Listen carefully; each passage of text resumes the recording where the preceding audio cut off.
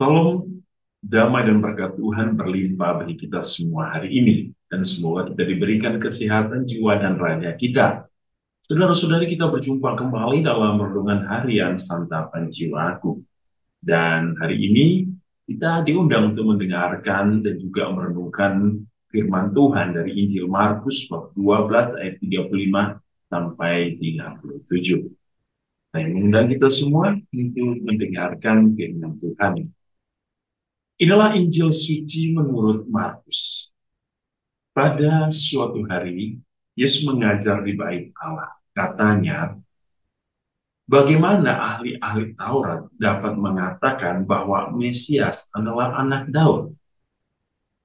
Daud sendiri oleh pimpinan Roh Kudus berkata, Tuhan telah berfirman kepada Tuhanku, duduklah di sebelah kananku, sampai musuh-musuhmu kutaruh di bawah kakimu. Daud sendiri menyebut dia Tuhannya. Bagaimana mungkin ia anaknya pula? Orang banyak yang besar jumlahnya mendengarkan dia dengan penuh minat. Demikianlah sabda Tuhan. Terpujilah Kristus. Saudara-saudari yang dikasih Tuhan, Raja Daud adalah seorang raja yang sangat dihormati oleh bangsa Israel. Ya. Raja Daud adalah seorang raja besar, ya, yang menaklukkan banyak musuh, menaklukkan banyak bangsa.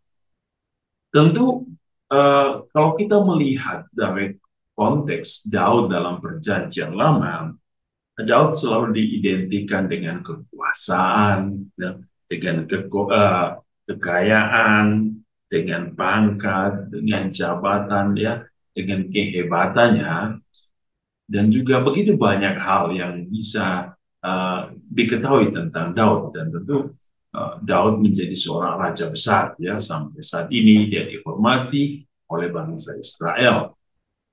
Lalu Yesus sendiri tentu berbeda dalam sebuah konteks. Yesus tidak menjadi seorang raja oleh karena kekuasaan dunia. Ia tidak menjadi raja dengan menjajah bangsa lain. Dia tidak berkuasa dengan cara menaklukkan orang lain. Bahkan Yesus tidak berkuasa dengan membunuh orang lain. Dan kalau kita berbicara tentang kekayaan secara dunia, tentu Yesus tidak punya kekayaan.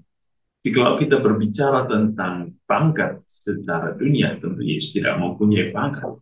Yesus tidak mempunyai istana di dunia. Yesus juga tidak mempunyai mahkota seperti Raja Daud. Tentu yang di sini yang kita lihat dalam konteks Yesus adalah tentang siapakah Yesus. Tentu dalam sebuah kualitas pribadi, Yesus adalah Allah. Allah yang tentu dengan cara yang berbeda dengan apa yang dilakukan oleh Daud, Raja Daud. Untuk memperoleh kekuasaan, Raja Daud harus menaklukkan, ya, bangsa-bangsa, membunuh banyak orang, berperang, dan memperoleh banyak harta. Tapi Yesus untuk menaklukkan dunia itu dengan cara yang berbeda. Dia menaklukkan dunia dengan cara cinta. Dia tidak menaklukkan musuh-musuhnya, tetapi sebaliknya ia mengajarkan untuk mengasihi dan mencintai musuh-musuhnya. Inilah bedanya antara Raja Daud dan Yesus sebagai Raja. Yesus bukan menjajah, tapi ia menguasai hidup orang dengan cinta kasih. Ya. Ia tidak membunuh orang. Ia tidak memperoleh sebuah jabatan akan sebuah kerajaan dunia. Tetapi Yesus berbicara tentang sebuah kerajaan yang kekal. Kerajaan yang tidak akan hancur. Sebab kerajaan Daud adalah kerajaan yang hancur. Bahkan kekayaan Daud sekarang kalau kita tanya di mana kekayaan Daud. Tapi Yesus mempunyai sebuah kekayaan yang luar biasa. Yaitu kekayaan surgawi. yang bukan hanya menaklukkan dunia, tetapi dia berkuasa atas dunia. Ya. Oleh karena itu, saudara-saudari, ketika kita berbicara tentang sebuah kekuasaan, sebuah kekayaan, sebuah kehormatan, maka kita harus berpikir tentang sesuatu yang kekal, ya, sesuatu yang tidak akan hilang, yaitu Allah sendiri.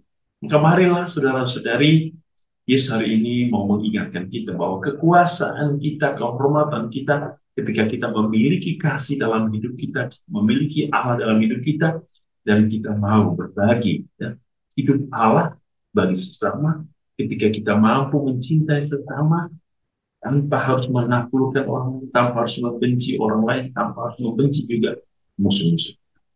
Semoga ajaran Tuhan kita Yesus Kristus hari ini memberikan kita sebuah kekuatan dan pertumbuhan dalam hidup.